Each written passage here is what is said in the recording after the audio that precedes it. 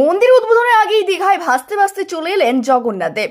মন্দির উদ্বোধন হতে এখনো দিন 10 দেরি, আর তার আগেই রবিবার ভেসে ভেসে অজানা পথ পার করে দীঘায় চলে এলেন জগন্নাথ দেব।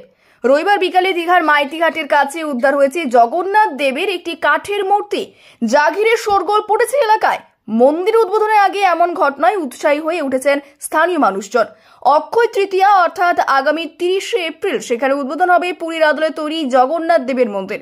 এবার ঠিক তার সপ্তাহখানে আগে নিজেই যেন চলে এলেন জগন্নাথ দেব। জানা গিয়েছে এদিন বিকালে ওই মাইতিঘাটের পাশে আরও একটি ঘাট নির্মাণের কাজ করছিলেন শ্রমিকরা। তখনই সৈকতে ভাসতে ভাসতে তটে এসে পড়ে জগন্নাথ দেবের কাঠের মূর্তিটি, যা দেখে রীতিমতো তাজ্জব হয়ে পড়েন কর্মরত শ্রমিকরা। সামনেই মন্দির উদ্বোধন, তার আগে এমন ঘটনায় ভক্তি যেন আরো বাড়ছে তাদের। উল্লেখ্য, দীঘায় নতুন মন্দির উদ্বোধন ঘিরে উৎসাহের আবহ বাংলা জুড়ে। হাতে আর কয়েকটা দিন, বুধবারই নবান্ন থেকে উদ্বোধনী অনুষ্ঠানের সমস্ত তোড়জোড় সেরে ফেলেছেন মুখ্যমন্ত্রী। তিনি জানিয়ে দিয়েছেন নিরাপত্তা সহ প্রতিটা বিষয় প্রশাসন তরফে আয়োজন করা হয়ে গিয়েছে।